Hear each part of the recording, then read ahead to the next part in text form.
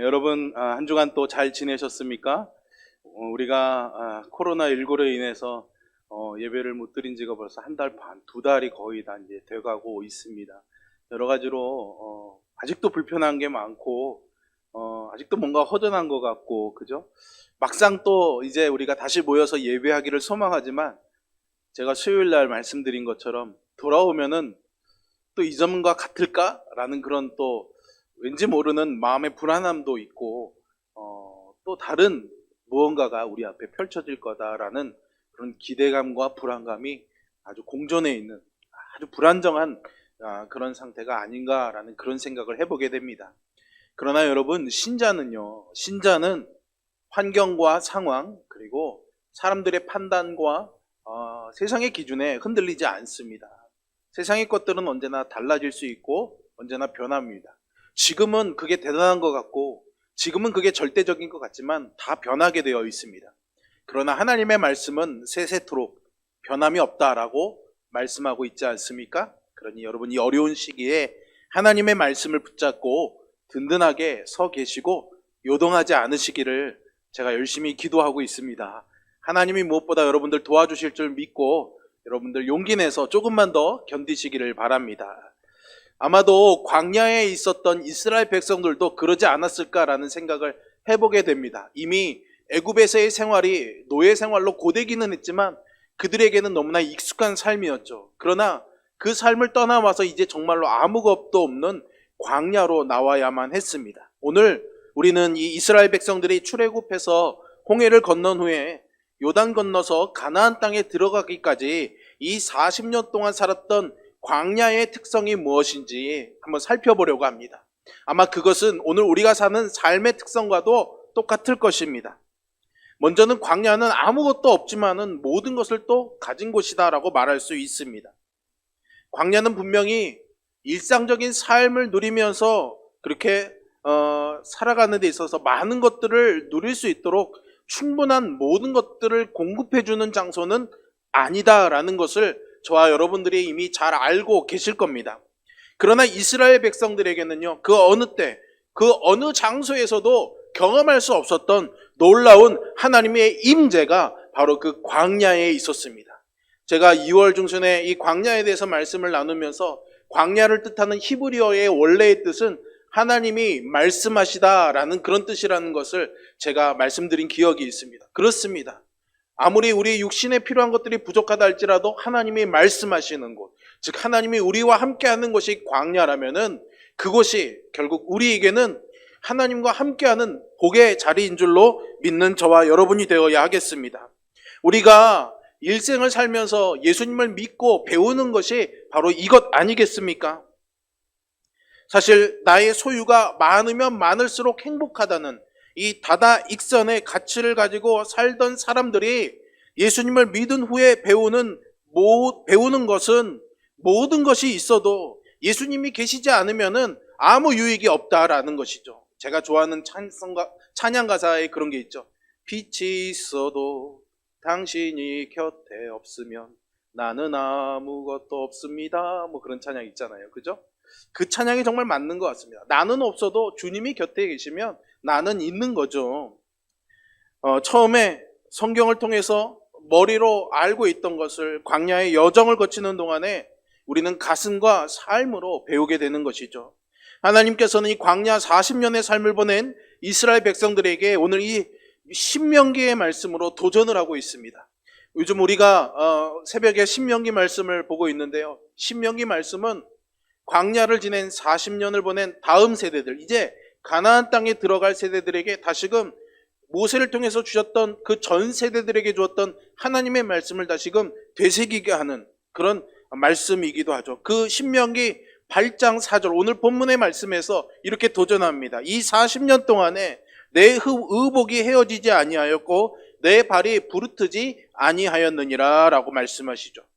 하나님께서 만나로 40년 동안 이스라엘 백성들을 아무것도 나오지 않는 광야에서 먹이셨을 뿐만 아니라 그들의 의복이 헤어지지 않는 놀라운 기적을 베푸신 겁니다.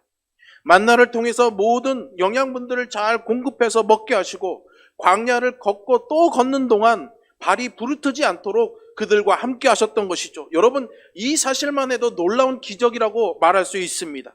광야의 길 안내, 그리고 음식과 음료의 공급, 때로는 부닥치는 전쟁에서의 승리, 그리고 의식주에 필요한 것들, 이 모든 것들이 하나님께로부터 오는 것이라는 것을 철저하게 배우는 그 장소가 바로 광야인 것이죠. 그들은 비록 보장된 것이 없을지라도 하나님이 계셨고 또 하나님이 계셨기에 모든 것을 가진 사람들이었습니다. 여러분, 우리가 이 광야교회 백성들의 이야기를 묵상해 가면서 이 시간 나누면서 우리가 배워야 할 것이 있다면 바로 이것이겠죠. 그럼 이 광야의 특성은 무엇이냐? 첫째로 광야는 유혹이 도사리는 장소다, 이렇게 말할 수 있습니다. 광야는 유혹이 있는 장소입니다. 이것은 조금 이상한 말로 들릴 수 있겠죠. 사실은 오늘날과 같은 물질주의나 이런 상업주의가 판치는 세상에서 어떤 많은 것들을 우리에게 줄 수 있다, 그러니 이걸 사라 하는 그런 유혹은 있을 수 있을 것입니다.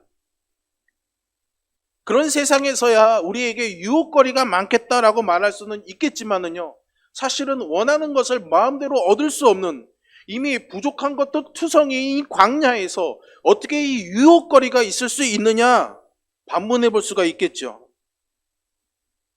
그런데요, 참 우리는 놀랍습니다.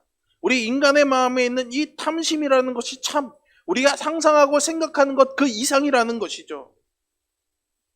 사실 우리 안에 있는 이 탐심은 우리가 바라는 것이 다 만족되었다고 사라지는 것이 아닙니다. 반대로 구할 수 있는 것이 전혀 없는 절대로 결핍의 상태에 있는 그 상황이 있다고 해도 이 탐심은 절대로 사라지는 것이 아닌 것이죠.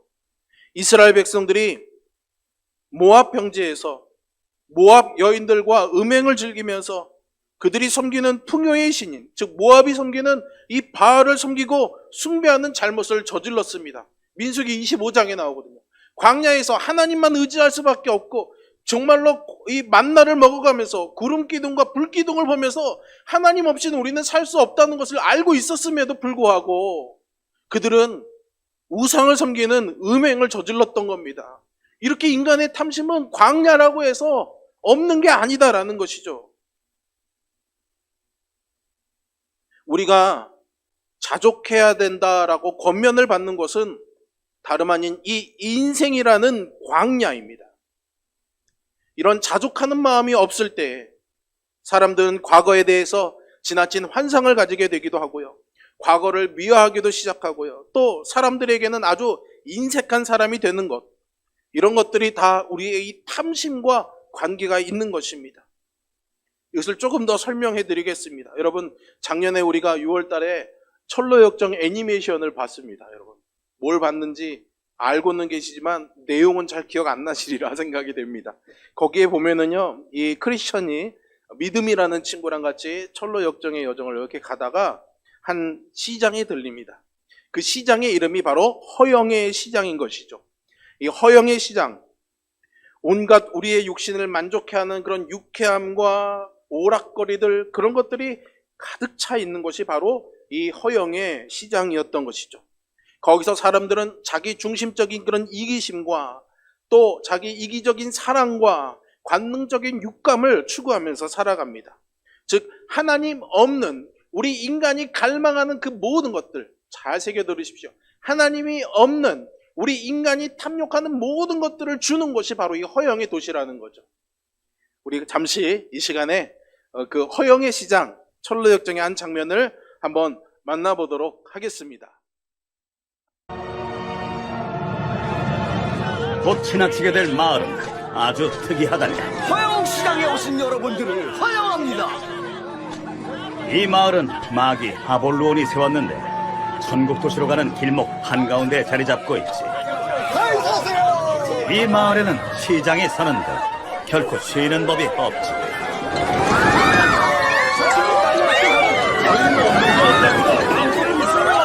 그곳엔 사람들이 사고 싶어하는 모든 것들이 모여 있다니.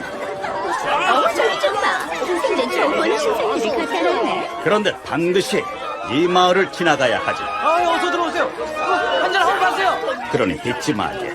방심은 절대 금물이라는 것. 그리고 또 한 가지는 마을에 들어서기 전 어떻게 할 건지 마음을 아주 단단히 먹어야 해. 많은 순례자들이 한쪽 눈은 왕을 향해 두고 있었으면서도 한쪽 눈은 이쪽에 팔고 실패했다니. 나의 남자 둘이 많아들지요. 아직 없는 것 말고 다 있습니다. 도끼는요. 구경 좀 해보셔야 됩니다. 저희 한번 하고 가세요. 예. 여러분, 이 철로역장의 허영의 시장을 신약으로 시선을 옮겨서 보면은 바로 예수님께서 광야에서 유혹받으신 것을 이 철로역장의 크리스천이 받는 유혹과 비슷하게 우리가 비교해서 생각해 볼 수 있습니다. 예수님께서 유혹받으신 장소도 바로 광야였다라는 것, 이것은 아주 굉장한 성경적인 그런 구조요, 조직이라고 생각이 됩니다. 기가 막히게 맞아떨어지는 거죠. 예수님은 그곳에서 이미 40일 동안 줄이셨습니다. 마귀는 바로 그 결핍의 시간, 뭔가 부족해 있는 이 시간에 찾아와서 예수님을 유혹하죠.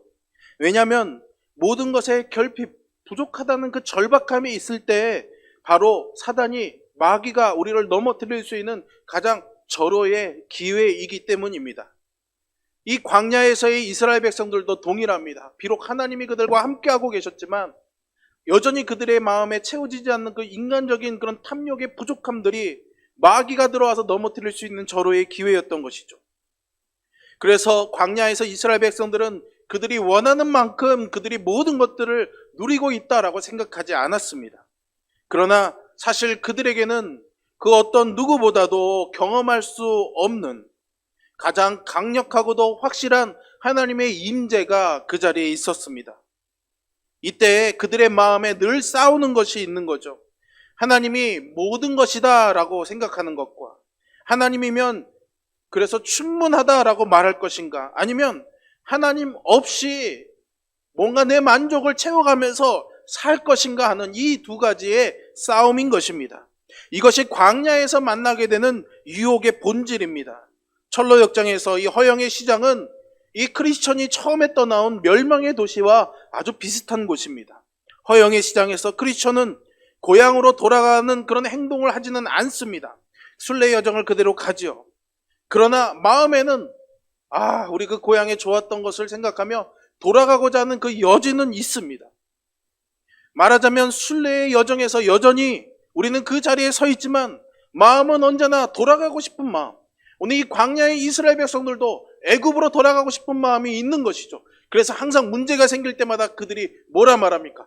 애굽으로 돌아가는 게 더 낫겠다라고 말하지 않습니까? 이것이 광야를 지나는 그리스도인들에게 얼마나 심각한 유혹이고 위협인지 생각해 봐야 됩니다. 우리는 지금 교회를 다니고 있습니다. 그리스도인이라고 생각을 합니다. 우리는 더 이상 우리가 예수님을 믿기 이전의 삶으로 돌아가려는 그 어떤 시도도 하지는 않습니다. 그러나 그의 마음, 우리의 이 마음에는 하나님의 나라가 아니라 하나님 없이 이 세상에 있는 모든 것들을 누리고자 하는 것에 그 마음이 이미 가 있는 것은 아닐까요? 이것이 어쩌면 우리가 지금 경험하고 있는 교회의 위기는 아닐까요? 이 점에서 이 광야의 이야기는 오래전 이스라엘의 이야기가 아니라 바로 오늘을 살아가는 우리의 이야기다, 이렇게 말할 수 있습니다. 광야는 유혹이 있는 곳입니다. 절대로 우리가 이것을 피해갈 수가 없습니다. 두 번째로 광야는 격렬한 싸움의 장소다, 이렇게 말할 수가 있습니다. 광야의 특징이죠. 어디에서 어떤 적을 만나게 될지 우리가 잘 알지 못합니다. 먼 곳에서 바람을 일으키며 찾아오는 이 미지의 적들을 상대해야 되는 곳이 바로 광야인 것이죠. 이스라엘 백성들은요, 애굽 땅에서 피라미드를 건축하는 그런 노예로서의, 일꾼으로서의 삶은 익숙할지는 모르지만 전쟁을 치르는데 익숙한 사람들은 아니었습니다. 그러니 그런 그들에게 이 싸움의 여지가 얼마든지 있는 이 광야는 사실 두려움의 장소였죠. 그러나 하나님께서는 그런 이스라엘 백성들을 아셨습니다. 그래서 그들이 그런 위험을, 그런 두려움을 직면하지 아니하도록 여러 가지로 그들을 배려하십니다. 여러분, 출애굽기 13장 17절의 말씀을 한번 볼까요? 바로가 백성을 보낸 후에 블레셋 사람의 땅의 길은 가까울지라도 하나님이 그들을 그 길로 인도하지 아니하셨으니 이는 하나님이 말씀하시기를 이 백성이 전쟁을 하게 되면 마음을 돌이켜 애굽으로 돌아갈까 하셨음이라. 아멘. 하나님께서 이스라엘 백성들을 가나안으로 이끄시는 가장 빠르고 쉬운 길이 바닷가를 따라서 해변길로 가는 것이었습니다. 그런데 이미 그곳에는 좋은 자리를 차지하고 있는 블레셋 사람들이 있었던 거죠.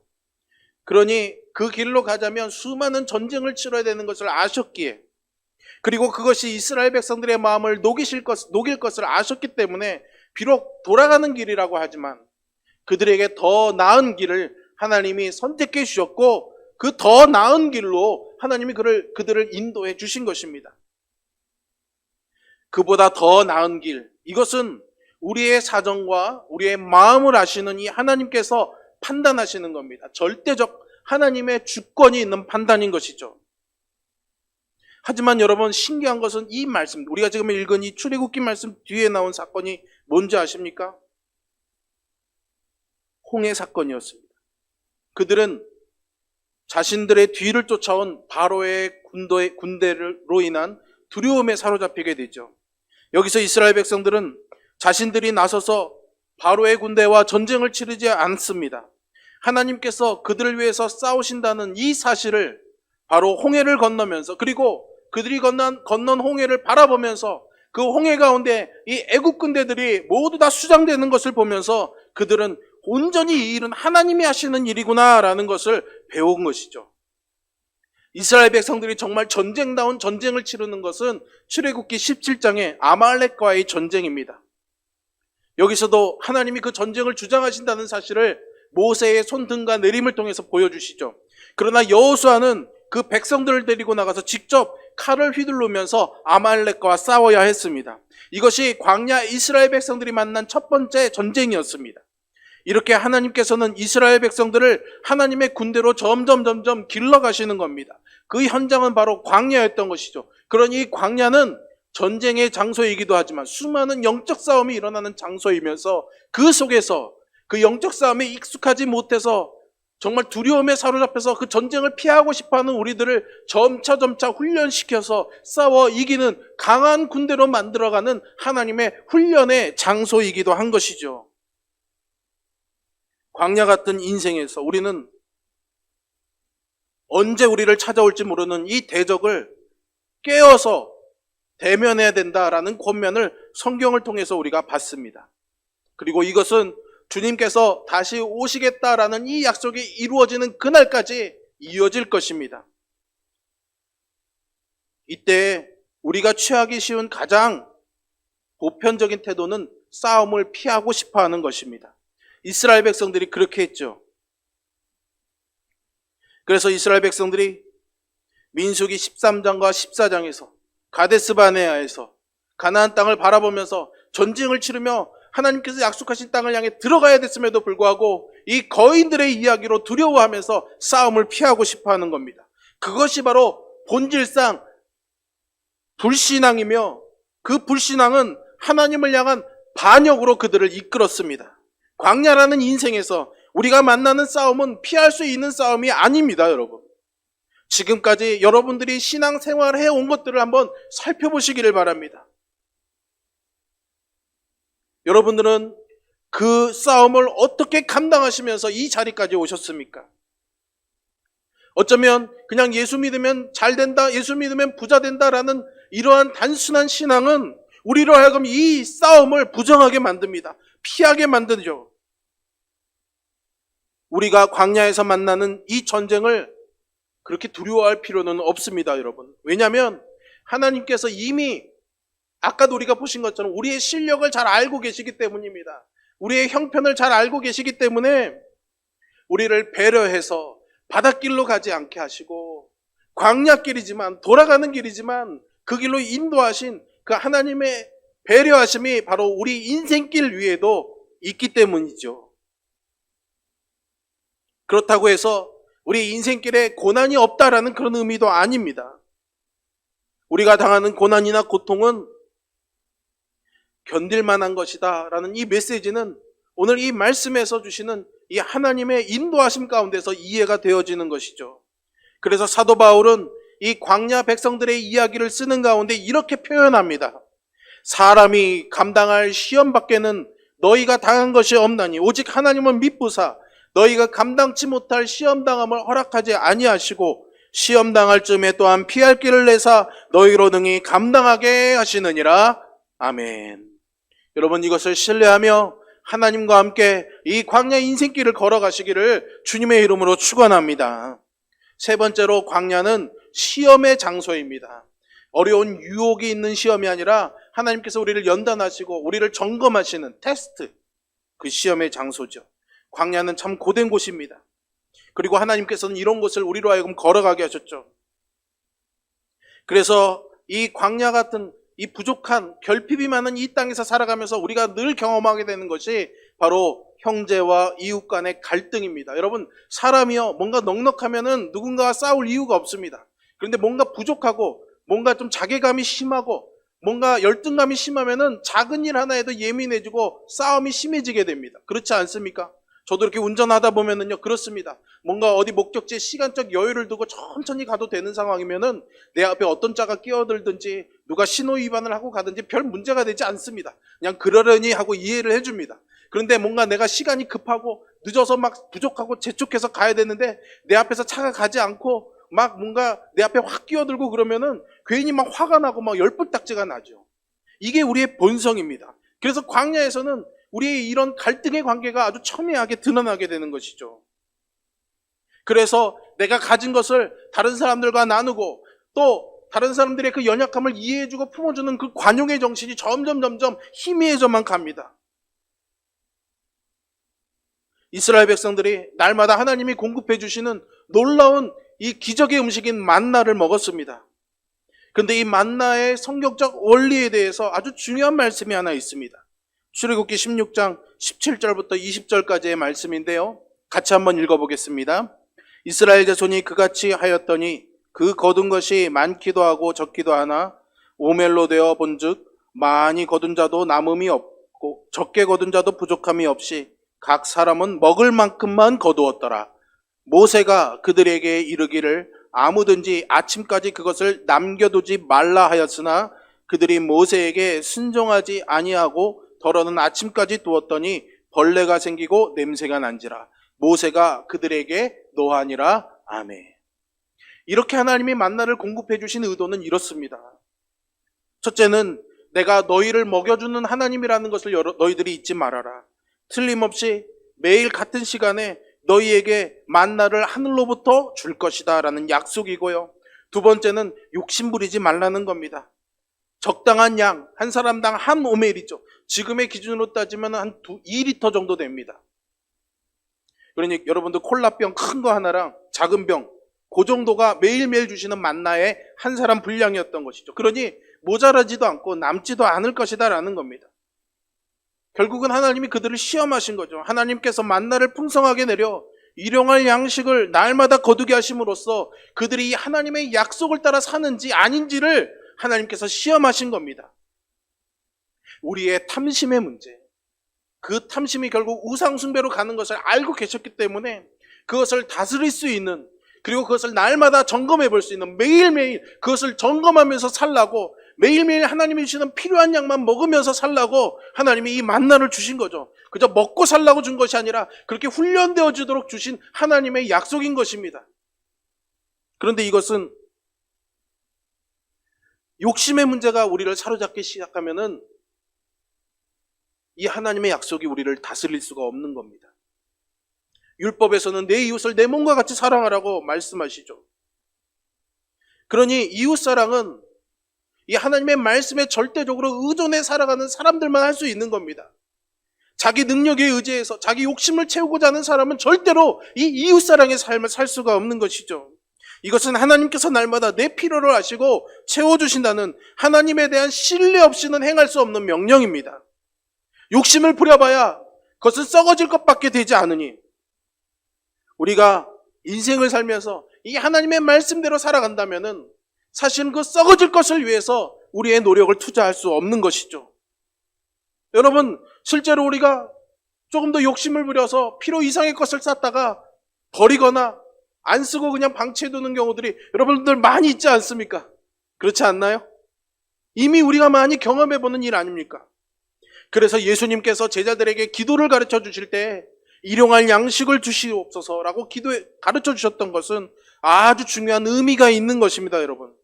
주님, 제가 일평생을 걱정 없이 충분히 살 수 있을 만큼 그렇게 재산을 주십시오라는 기도를 할 필요가 없고 그렇게 하지 말라는 것이죠.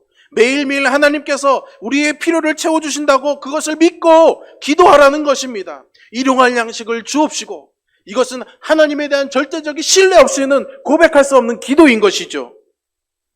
그러니 이제 우리는 어제의 믿음으로 사는 것이 아니라 오늘의 믿음으로 살아야 됩니다. 이것이 광야를 사는 백성들이 배워야 하는 것이죠. 결코 광야 이스라엘 백성들은 제한된 그 자원만 가지고 산 것이 아니었습니다. 그들은 이렇게 매일같이 40년 동안 한결같은 하나님의 풍성한 은혜를 누리며 살았던 것이죠. 중요한 것은 내 필요를 아시고 날마다 공급해 주시는 이 하나님을 신뢰하며 이웃을 사랑하며 살아가는 것입니다.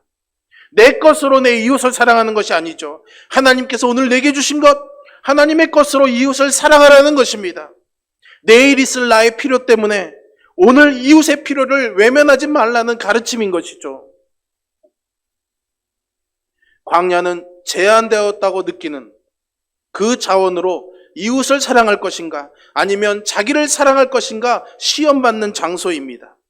하나님의 말씀에 순종할 것인가 세상의 방식대로 살아갈 것인가 하는 문제이죠. 인색함. 이것이 광야를 사는 그리스도인들이 넘어야 되는 산입니다. 하나님은 한 번도 우리에게 인색하신 적이 없습니다. 앞으로다 영원토록 하나님은 그렇게 하실 것입니다. 그것이 우리가 누리는 하나님의 은혜인 것이죠. 하나님을 섬기는 하나님의 백성은 그래서 그 하나님을 배워가며 그것을 내 성품 안에서 드러내며 사는 것입니다. 그래서 빌립보서의 바울의 권면이 우리에게 중요한 것이죠. 주 안에서 항상 기뻐하라. 내가 다시 말하노니 기뻐하라. 너희 관용을 모든 사람들에게 알게 하라. 이 믿음으로 우리는 살아야 됩니다. 마지막으로 광야는 기대해야 되는, 소망이 있어야 살 수 있는 곳입니다. 광야는 어떤 일이 일어날지 절대로 예측할 수가 없는 것이죠. 우리 인생처럼 말입니다. 그래서 우리는 하나님을 신뢰하며 걸어야 됩니다. 그래서 광야는 기대해야 하는 곳이죠. 어딘가에 기대는 것이 아니라 마음을 가지고 신뢰해야 되는 것입니다. 그래서 우리는 하나님을 신뢰함으로 걸어가야 됩니다. 이 모든 일들 속에서 우리가 가져야 되는 태도는 기대입니다. 저는 이 믿음의 기대라는 이 요소가 우리에게 아주 중요하다고 생각합니다. 무슨 일이 생길지 모르기 때문에 두려울 수밖에 없죠. 그러나 믿음은 이 두려움을 기대감으로 바꾸게 합니다. 여러분, 혹시나 지금 내가 겪고 있는 이 일 자체가 고통스러울 수 있을 것입니다.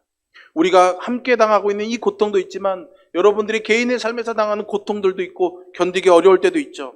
그러나 믿음은, 광야에서 훈련된 이 믿음은 소망으로 연결되어서 우리에게 이 고통을 뚫고 지나갈 힘을 주는 줄로 믿습니다.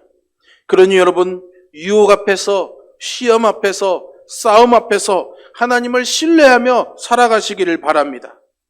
어차피 우리는 아무리 노력해도 그 모든 것들을 다 소유할 수 있는 사람은 아닙니다, 여러분. 그러니 하나님 없이 그 모든 것들을 가지려는 노력이 아니라 그 모든 것이 없어도 하나님 한 분을 소유하여서 비교할 수 없는 그 행복이라는 이 인생의 길에서 광야를 배워가는 저와 여러분이 되기를 바랍니다. 매일 여러분들의 형편이 어떠하든지 간에 유혹이 있는 광야, 싸움이 있는 이 광야, 시험이 있는 이 광야, 오직 기대함으로만 살아갈 수 있는 이 광야에서 시험을 잘 통과하는 저와 여러분이 되기를 바랍니다. 하나님께서 말씀하십니다. 광야에서 말씀하십니다. 왜요? 우리들을 그곳에서 인도하시려고요. 그러므로 우리가 지나는 곳이 비록 광야이지만 하나님께서 함께 하시는 곳이기에 여러분들 죄송합니다. 비속어로 쫄지 마십시오. 주눅 들지 마시고 용기 내어서 당당하게 믿음으로 살아가시기를 주님의 이름으로 축원합니다. 기도하겠습니다.